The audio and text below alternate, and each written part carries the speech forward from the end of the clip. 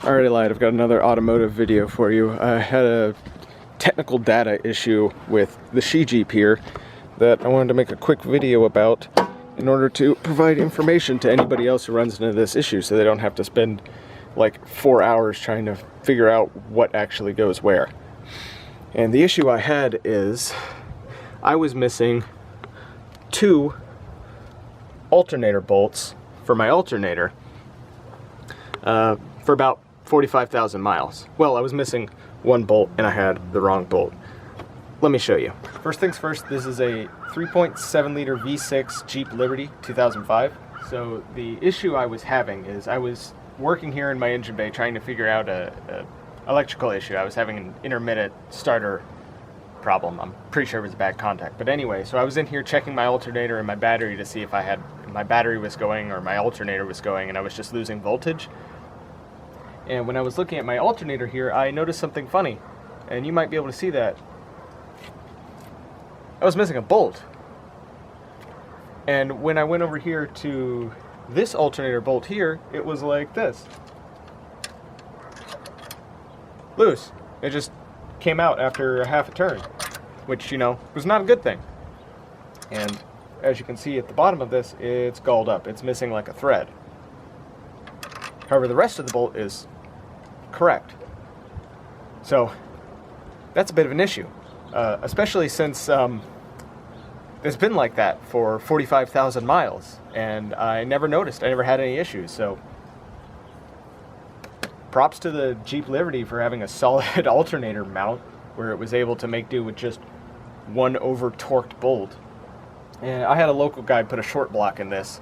Like 2 months after I bought this car, I had one of the timing chains on this side skipped a link, and it just pulverized 1/2 of the block, ruined the whole fucking engine, and I had to drop a short block in there like 2 months after I bought the car. So always check your timing chains whenever you get a car. That's very important. But, you know, this is my first car and I had no idea what I was doing. But anyway, I'm going to stop rambling. The whole point of this video is I'm going to show you what size, head size, shank size, and thread pitch your alternator bolts are supposed to be, because I cannot find the technical data online anywhere. And it took me a while to figure it out, and I just had to pull the alternator and check thread pitches and bracket widths to figure all this stuff out. Let me show you what you're going to need in order to replace alternator bolts in case you're missing one, or you bought a new alternator, or you got a short block and you don't have an alternator and you got to find bolts somewhere. I mean, the easy solution is just to go to a junkyard and buy them, but if you don't feel like doing that, or you don't have a Liberty in your junkyard, it's going to be an issue. So anyway, the reason that this bolt is as munged up as it is because this is a 90mm bolt, which is not what's supposed to be on this alternator. So I think this came out of a Wrangler or a Cherokee or something. Alright, so here are the bolts I have in here. As you can see, they're all 3 different sizes. It's a mixed bag. I don't know why they went with this setup. Alright, so this bolt here is for the rear of the alternator bracket. This is a 13mm hex flange head with a 45mm long shank. The shank is 8mm wide. It is a 1.25mm thread pitch.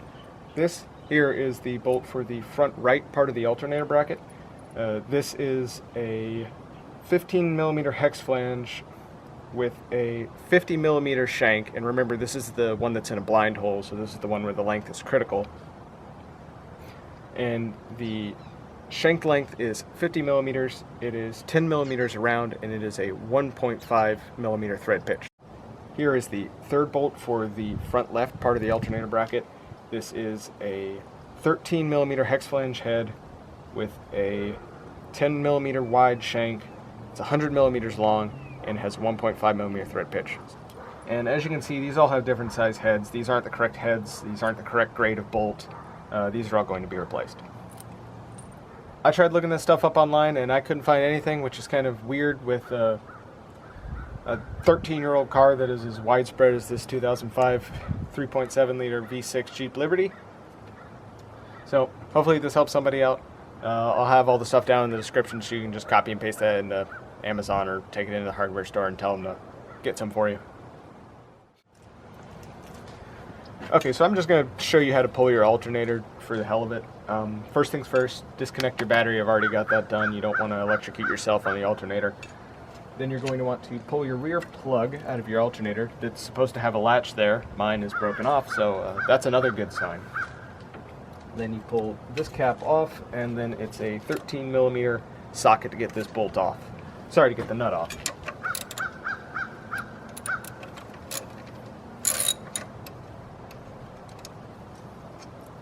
Just get that the hell out of the way. Then you're going to want to put a 15 millimeter socket on your tensioner and pull off the tension and pull off your belt. And if you're stupid like me, you can take your belt and put it right down here on this engine stud. And I'm just going to show you how to take this one bolt off because it's a standard procedure. It's just a bolt for all of them. So this is a 15, this is a 13, and this is a 13 millimeter. Yep, everything on this Jeep is metric. Thanks, Mercedes. Makes it impossible to find grade A bolts for this thing. You're going to have to order them online. Or I'm just going to go to a junkyard at one point. Right, just pull that out. Once you have all three of your bracket bolts off, the alternator just comes out. There. No alternator. And put it back in. Larger bracket on the far side in first. Back side first. Just drop her in. Then line all your bolt holes up. Putting these in, I would recommend putting in the long one first.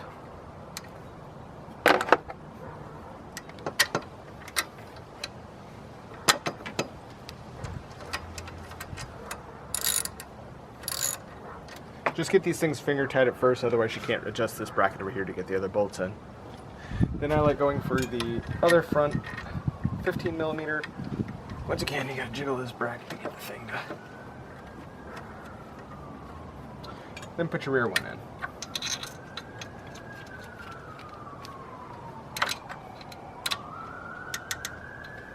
I don't know what the torque spec is on this.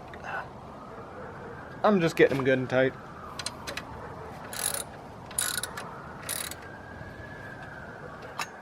Put your belt back on.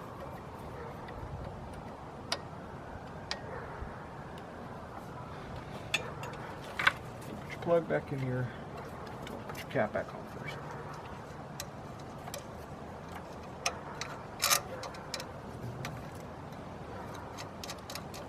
Make sure all your contacts are clean while you have these off too. Mine are good. And that was 13. Plug back in. Put your tab in if you have a tab. I don't have a tab, but I'm not replacing that damn wire. Then put your battery back on, which I don't think is in frame. Alright, there you go. I hope this helped.